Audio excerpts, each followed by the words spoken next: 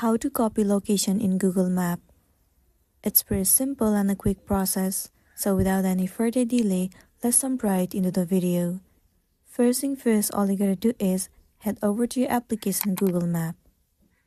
Once you're in this page, you can simply search for the location in the address bar at the very top.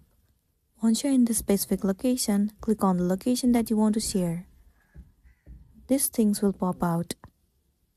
Now all you gotta do is swipe left and click on share.